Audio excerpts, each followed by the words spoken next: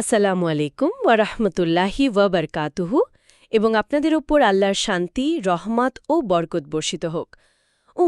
একটু কল্পনা করা যাক তো, দিনের একদম সবচেয়ে ব্যস্ত সময়টা চলছে। ওয়ালাইকুম আসসালাম ওরহমতুল্লাহ। হ্যাঁ, চারিদিকে কাজের প্রচণ্ড চাপ, ট্রাফিক জ্যাম, মিটিংয়ের তাড়া।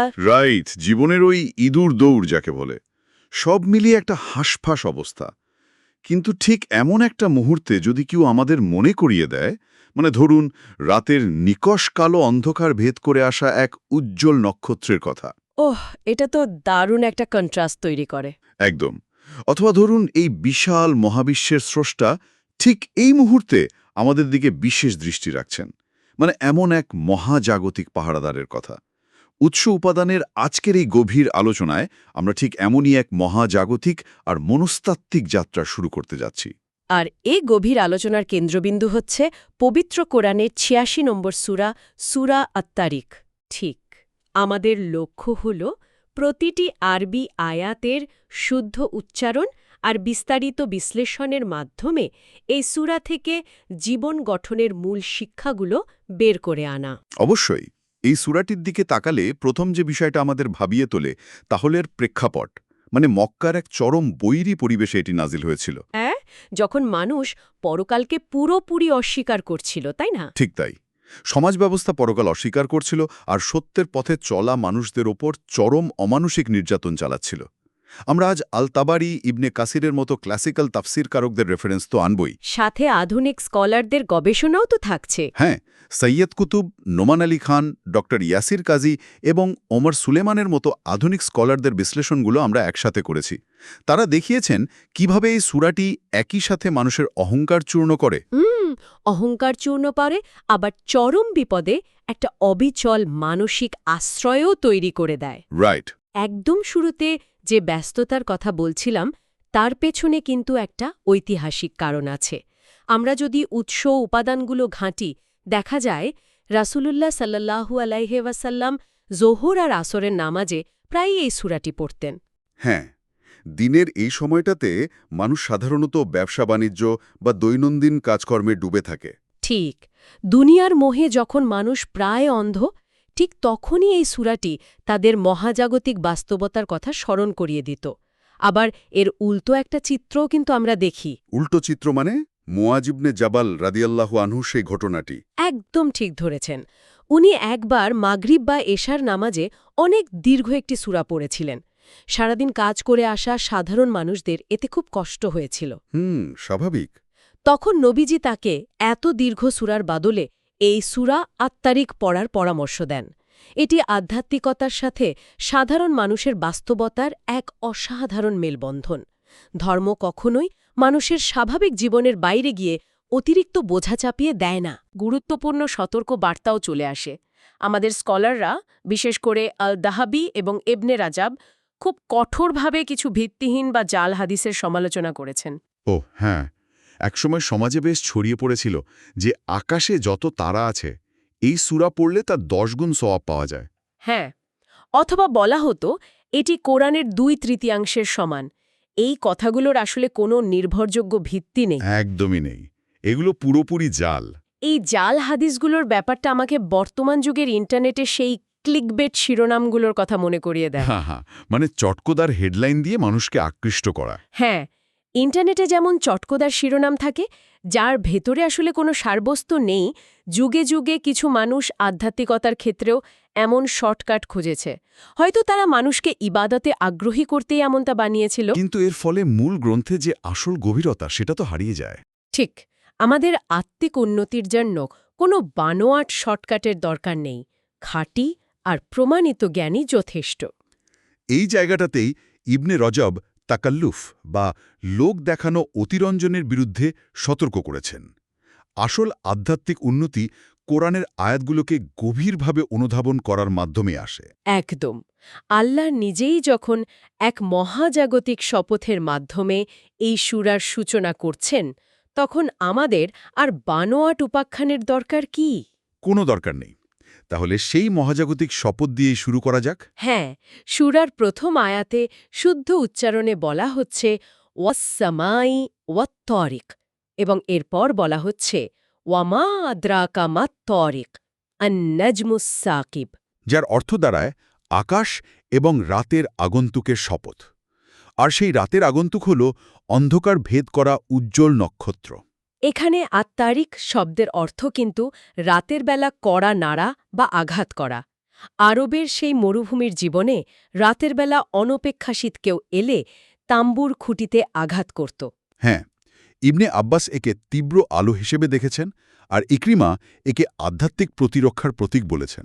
কিন্তু আমার কাছে এর পরের আয়াতটি নিয়ে একটা বেশ বড় খটকা আছে। খটকা কোন আয়াতটি নিয়ে? ৪ নম্বর আয়াতটি, যেখানে বলা হচ্ছে ইনকুল্লু নাফসিল লাম্মা আলাইহা হাফিজ, অর্থাৎ প্রতিটি মানুষের ওপর একজন রক্ষক বা পাহারাদার ফেরেশতা আছে। আচ্ছা, তো এতে সমস্যা কোথায় মনে হচ্ছে? সত্যি বলতে সারাক্ষণ কেউ আমাকে নজরে রাখছে, আমার প্রতিটি কাজ লিখে রাখছে, এই চিন্তাটা তো আরাম দেওয়ার বদলে উল্টো এক ধরনের মানসিক চাপ তৈরি করে। মানসিক চাপ? হ্যাঁ, মানে মনে হয় যেন কোনো মহাজাগতিক সিসিটিভি ক্যামেরা সারাক্ষণ আমাদের ভুল ধরার জন্য তীক্ষ্ণ নজর রাখছে। বুঝতে পেরেছি। এই যে মানসিক চাপের কথা বললেন, এটাই হলো আধুনিক মানুষের এক ধরনের সন্দেহবাতিক দৃষ্টিভঙ্গি। মানে আমরা নেতিবাচকভাবে দেখছি জিনিসটা। ঠিক তাই। আমরা আমাদের নিজেদের মানবিক দুর্বলতাগুলোকে স্রষ্টার ওপর চাপিয়ে দেওয়ার চেষ্টা করি। কিন্তু আধুনিক স্কলার ওমর সুলাইমান এই নজরদারি বা মুরাকাবার সম্পূর্ণ ভিন্ন একটি মনস্তাত্ত্বিক ব্যাখ্যা দিয়েছেন। ও আচ্ছা, সেটা কিরকম? উনি দেখিয়েছেন যে এই নজরদারি শাস্তির ভয়ের চেয়ে অনেক বড় কিছু। আপনিই বলুন, আধুনিক যুগে মানুষের সবচেয়ে বড় মানসিক ব্যাধি কি? একাকিত্ব, ডিপ্রেশন। একদম ঠিক। একাকিত্ব এবং অর্থহীনতা। মানুষ ভাবে যে এই বিশাল মহাবিশ্বে সে ধূলিকণার মতো তুচ্ছ, তার কোনো মূল্য নেই, তাকে দেখার কেউ নেই। এই নিহিলিজম বা শূন্যতাবাদ মানুষকে ভেতর থেকে ধ্বংস করে দিচ্ছে। তার মানে এই আয়াতটি সেই শূন্যতাবাদের সরাসরি জবাব দিচ্ছে। ঠিক তাই। মহাবিশ্বের স্রষ্টা একজন মানুষকে এতটা মূল্যবান মনে করেন যে তার সুরক্ষার জন্য, তার জীবনের প্রতিটি মুহূর্ত লিপিবদ্ধ করার জন্য তিনি আলাদা পাহারাদার নিযুক্ত করেছেন। ওয়াও, এটা তো দারুণ একটা দৃষ্টিভঙ্গি। হ্যাঁ, নোমান আলী খান এ বিষয়ে আরও গভীরে গিয়ে বলেন, মানুষ যখন অনুধাবন করে যে এক উচ্চতর সত্তা তাকে প্রতিনিয়ত দেখছেন এবং গুরুত্ব দিচ্ছেন, তখন তার জীবনের দৃষ্টিভঙ্গি বদলে যায়। রাইট, তখন আর শুধু দুনিয়ার ভোগবিলাসের পেছনে অন্ধের মতো ছুটে বেড়ানোটা অর্থবহ মনে হয় না। একদম। ওই অন্ধকার ভেদ করা নক্ষত্রটি প্রতিদিন আমাদের স্মরণ করিয়ে দেয় যে মানব জীবন কোনো দুর্ঘটনা নয়, আমরা কখনোই একা নই, আমাদের প্রতিটি কাজের মহাজাগতিক মূল্য আছে। এটা সত্যিই চিন্তার মোড় ঘুরিয়ে দেওয়ার মতো একটা বিষয়। কিন্তু আমরা যদি মহাজাগতিকভাবে এতই মূল্যবান হয়ে থাকি, তাহলে তো মানুষের মনে আবার এক ধরনের অহংকার জন্ম নিতে পারে। হ্যাঁ, মানুষ তো নিজেদের অনেক বড় কিছু ভাবতে শুরু করতে পারে। ঠিক, কিন্তু ঠিক পরের আয়াতগুলোতেই অত্যন্ত সাবধানভাবে এই অহংকারের বেলুনটা চুপসে দেওয়া হয়েছে। মানুষকে তার উৎপত্তির দিকে তাকাতে বলা হয়েছে। ৫ থেকে ৭ নম্বর আয়াতের কথা বলছেন তো? হ্যাঁ, শুদ্ধ উচ্চারণে বলা হচ্ছে ফালি ইয়ানজুরিল ইনসানু মিম্মা খলিক। মানুষকে তার সৃষ্টির মূল উপাদানের দিকে তাকাতে বলা হয়েছে। রাইট। বলা হয়েছে মানুষ সৃষ্টি হয়েছে এক বিন্দু স্খলিত তরল থেকে, যা সুলভ অর্থাৎ মেরুদণ্ড এবং তারাইব বা বুকের হাড়ের মাঝখান থেকে নির্গত হয়। এখানে আমাদের উৎস উপাদানগুলো একটি চমৎকার বুদ্ধিবৃত্তিক বিতর্কের দরজা খুলে দেয়। ক্লাসিক্যাল তাফসির কারক আল তাবারি এবং ইবনে কাসির এই আয়াতগুলোকে তৎকালীন ভাষাতাত্ত্বিক আর শারীরভিত্তীয় দৃষ্টিকোণ থেকে ব্যাখ্যা করেছেন। হ্যাঁ, তারা মানুষের প্রজনন প্রক্রিয়াকে মেরুদণ্ড এবং পাঁজরের সাথে যুক্ত করেছেন। কিন্তু আধুনিক বিজ্ঞান বা ভ্রূণবিদ্যার সাথে এর কিছুটা পার্থক্য নিয়ে অনেকেই প্রশ্ন তোলেন। আধুনিক বিজ্ঞানীরা দেখিয়েছেন যে ভ্রূণের প্রাথমিক বিকাশের সময় যৌনাঙ্গগুলো কিডনির কাছে, মানে মেরুদণ্ড এবং নিচের দিকের পাঁজরের হাড়ের মাঝামাঝি জায়গায় তৈরি হয়। রাইট। আর জন্মের আগে তা নিচে নেমে আসে। আবার কোনো কোনো আধুনিক চিন্তাবিদ একে স্নায়ুবিক রূপক হিসেবে দেখেন, কারণ আমাদের স্নায়ুতন্ত্র তো এই মেরুদণ্ড ও পাঁজরের কাঠামোর ভেতরেই সুরক্ষিত থাকে। এই বিতর্কগুলো নিঃসন্দেহ আকর্ষণীয়, কিন্তু এখানে সবচেয়ে গুরুত্বপূর্ণ বিষয়টা কি জানেন? কি?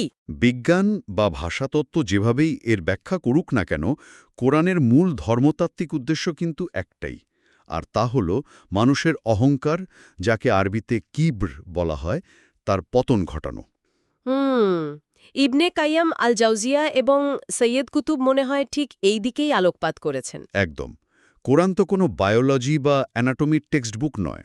এর উদ্দেশ্য মানুষকে বিনয়ী করা, যে মানুষের শুরুটা এত তুচ্ছ, এত দুর্বল এবং এমন এক ফোঁটা তরল বিন্দু থেকে জানিয়ে মানুষ প্রকাশ্যে কথাও বলতে সংকোচ বোধ করে। হ্যাঁ, সেই মানুষ পৃথিবীতে কিসের এত অহংকার করে? ঠিক। সাইয়াদ কুতুবের ভাষায় বলতে গেলে একটি মাইক্রোস্কোপিক কোষ থেকে শুরু হয়ে আজকের এই বুদ্ধিমান, যুক্তিবাদী আর এত জটিল স্নায়ুতন্ত্রের মানুষে পরিণত হওয়াটা প্রমাণ করে যে এর পেছনে এক অসীম ক্ষমতার হাত রয়েছে। মানুষ তো নিজের চেষ্টায় এই পর্যায়ে আসেনি, আর এই উপলব্ধিটা যখন আসে তখন মানুষের নিজের ক্ষমতার বড়াই করার আর কোনো জায়গা থাকে না। একদমই থাকে না। আর এই বিন্দু থেকেই পরবর্তী সবচেয়ে বড় যৌক্তিক প্রশ্নটির জন্ম হয়।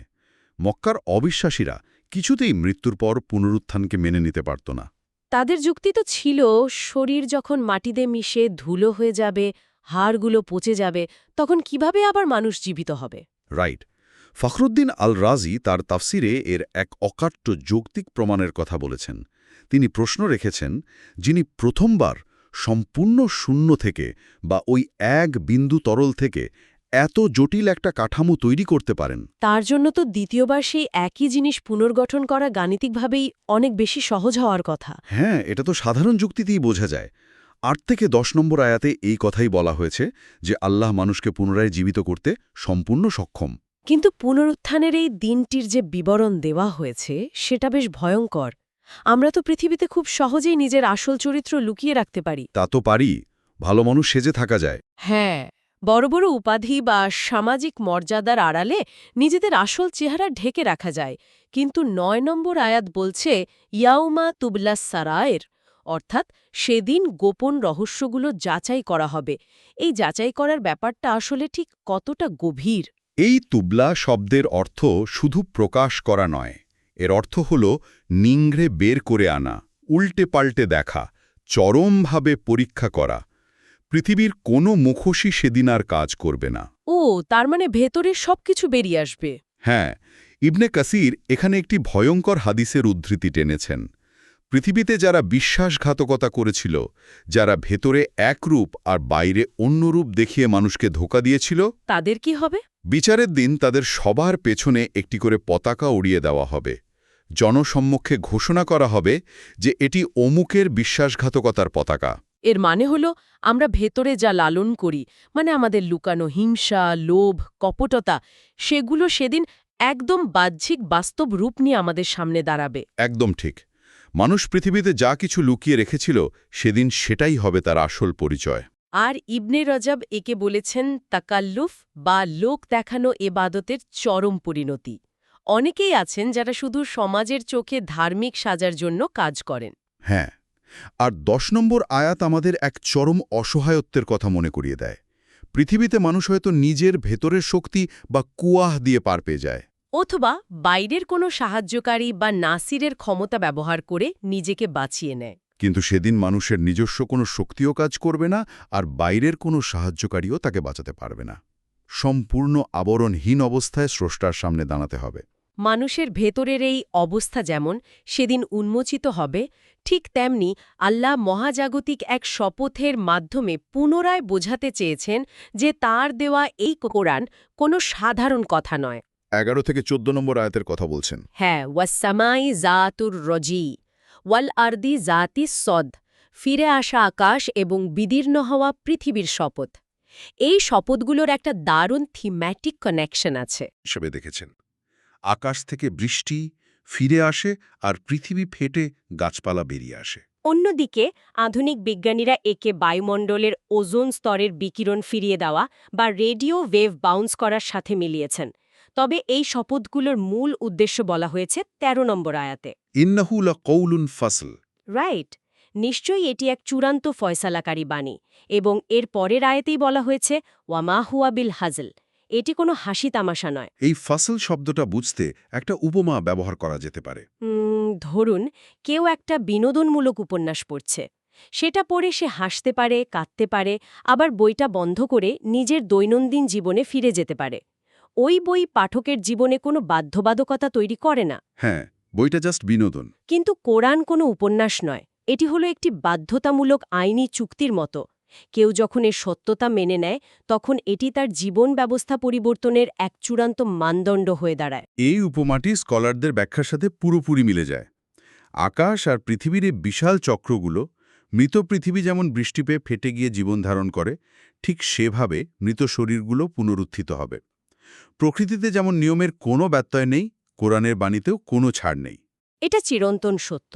হ্যাঁ, আল দাহাবি এবং ইবনে তাইমিয়া এই ধারণাকে কাজে লাগিয়ে বলেছেন যে কোরআন যখন ফাসল বা চূড়ান্ত মানদণ্ড, তখন এখানে কোনো বিদাত বা মানুষের মন গড়া ধর্মীয় উদ্ভাবনের সুযোগ নেই।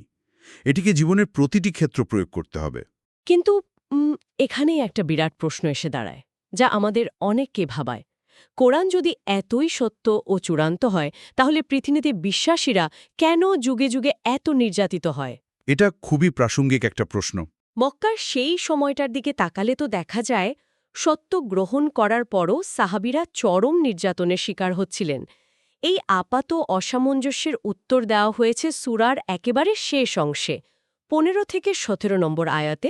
আল্লাহ বলছেন, ইন্নাহুম ইয়াকিদুনা কাইদান ওয়া আকিদু কাইদা, অর্থাৎ তারা এক কৌশল করছে আর আমিও এক চূড়ান্ত কৌশল করছি। রাইট। আর এখানে ইবনে তাইমিয়ার একটি বিখ্যাত রূপকের কথা না বললেই নয়। তিনি একে রাখালের কুকুরের সাথে তুলনা করেছেন। ধরুন আমরা রাস্তা দিয়ে হেঁটে যাচ্ছি, হঠাৎ একটা পাগলা কুকুর আমাদের দিকে তেড়ে এলো আর ঘেউ ঘেউ করতে শুরু করল। একজন বুদ্ধিমান মানুষ কি তখন রাস্তায় বসে ওই কুকুরের সাথে নিজে মারামারিতে বা কামড়াকামড়িতে জড়িয়ে পড়বে? হ্যাঁ, কখনোই না। সে কুকুরের মালিক বা রাখালকে ডাকবে যেন সে তার কুকুরকে সামলায়। বাস্তব জীবনের ষড়যন্ত্র বা নির্যাতনের ক্ষেত্রেও কি আমাদের একই কাজ করা উচিত নয়? এই রূপকটি বর্তমান প্রেক্ষাপটেও প্রচণ্ড প্রাসঙ্গিক। ড ইয়াসের কাজী এবং সৈয়দ কুতুব ঠিক এই হারাগাড়ি বা আর্থসামাজিক রাজনৈতিক প্রেক্ষাপটটি ব্যাখ্যা করেছেন। হ্যাঁ, সাইয়েদ কুতুব এই পরিস্থিতিকে বলেছেন একপাক্ষিক যুদ্ধ। চিন্তা করে দেখুন যে মানুষের সৃষ্টি ওই এক বিন্দু তুচ্ছ তরল থেকে সে কিনা বুক ফুলে লড়াই করতে এসেছে স্বয়ং মহাবিশ্বের স্রষ্টার সাথে। এটা চরম হাস্যকর একটা বিষয়। অত্যাচারীরা হয়তো মনে করছে তারা কৌশল করে সফল হচ্ছে, কিন্তু আসলে তারা আল্লাহরই তৈরি করা এক নিখুঁত ফাঁদে পা দিচ্ছে। মানে তারা বুঝতেও পারছে না যে তারা ফাঁদে পড়ছে। ঠিক। ড ইয়াসের কাজী এখানে অ্যাসেসমেন্ট থিওরিসি এর ধারণা নিয়ে এসেছেন। আল্লাহ যখন সূরার শেষে নবীজিকে বলছেন তাদেরকে একটু অবকাশ দাও, তার মানে এই নয় যে আল্লাহ তাদের ছেড়ে দিয়েছেন বা তিনি অসহায়। বরং চরম নির্যাতনের সময় আল্লাহ বিশ্বাসীদের ধৈর্য ধরতে বলেছেন। আর এই ধৈর্য মানে হাত গুটিয়ে বসে থাকা বা নিষ্ক্রিয়তা নয়, বরং এটি হল কৌশলগত ধৈর্য। এর মানে হল ন্যায় বিচার মানুষের তাড়াহুড়ো করার সময় অনুযায়ী আসে না, তা আসে আল্লাহর নিখুঁত পরিকল্পনায় ঠিক সঠিক সময়ে। একদম। বিশ্বাসীদের কাজ হল সাময়িক বিপদে হতাশ না হয়ে, ওই কুকুরের সাথে সরাসরি অহেতুক যুদ্ধে লিপ্ত না হয়ে মহাবিশ্বের পরম স্রষ্টার উপর নির্ভর করা, যিনি নিজেই ঘোষণা দিয়েছেন, আমিও এক চূড়ান্ত কৌশল করছি। তার মানে এই মাত্রে 17টি আয়াতে সূরায় আমরা মানব জীবনের পুরো চক্রটাই দেখতে পাচ্ছি। আজকের এই গভীর আলোচনার মূল শিক্ষাগুলো যদি আমরা এক নজরে দেখি, তাহলে কি দাঁড়াচ্ছে? প্রথমত, আধুনিক যুগে আমরা যে একাকিত্ব ও শূন্যতায় ভুগি, তা থেকে মুক্তি পেতে আমাদের মনে রাখতে হবে যে একজন পাহারাদার ফেরেশতা সবসময় আমাদের সাথে আছেন। স্রষ্টার কাছে আমাদের প্রতিটি কাজের মূল্য আছে। দ্বিতীয়ত, আমাদের সৃষ্টি সেই তুচ্ছ সূচনার কথা স্মরণ করে নিজেদের ভেতর থেকে অহংকার বা কিবর পুরোপুরি দূর করতে হবে। রাইট। আর তৃতীয়ত, পুনরুত্থানের দিন আমাদের ভেতরের আসল রূপ প্রকাশ পেয়ে যাবে। তাই লোক দেখানো ইবাদত বর্জন করে ভেতরে এবং বাইরে এক হতে হবে। চতুর্থত, কোরআনকে একটি চূড়ান্ত আইনি চুক্তির মতো গ্রহণ করতে হবে। একে নিছক বিনোদনের মতো করে পড়া যাবে না। আর সব শেষে, চরম বিপদ বা ষড়যন্ত্রের মুখেও আল্লাহর নিখুঁত পরিকল্পনার ওপর অবিচল আস্থা রেখে কৌশলগত ধৈর্য ধারণ করতে হবে। একদম নিখুঁতভাবে পয়েন্টগুলো তুলে ধরেছেন। এই সূরাটি আকারে ছোট হলেও এর ভেতরে যে বিশাল মনস্তাত্ত্বিক, দার্শনিক আর আধ্যাত্মিক গভীরতা লুকিয়ে আছে তা সত্যি বিস্ময়কর। এটি শুধু অতীতের কোনো গল্প নয়, বরং আমাদের প্রতিদিনের জীবনে অহংকার কমানো, অর্থবহ জীবনযাপন এবং বিপদে ভরসা রাখার একটি জীবন্ত গাইডলাইন। আজকের মতো আমাদের আলোচনা আসলে এখানেই শেষ করতে হচ্ছে কিন্তু বিদায় নেওয়ার আগে শ্রোতাদের জন্য একটি চিন্তার খোরাক রেখে যেতে চাই একটু ভেবে দেখার মতো বিষয় আমরা আলোচনা করেছি যে আকাশ ক্ষতিকর বিকিরণ বা রেডিয়েশন ফিরিয়ে দিয়ে পৃথিবীকে রক্ষা করে আর পৃথিবী মৃত বীজফে উদ্ভিদে পরিণত করে ফিরিয়ে দেয় চমৎকার তুলনা। মানুষের জন্য আলো ছড়াবে নাকি অন্ধকার দারুণ একটা ভাবনার জায়গা। জাজাকাল্লাহু খাইর। আল্লাহ আপনাদের উত্তম প্রতিদান দিন আমাদের কথা শোনার জন্য, আপনাদের মূল্যবান সময় ব্যয় করার জন্য।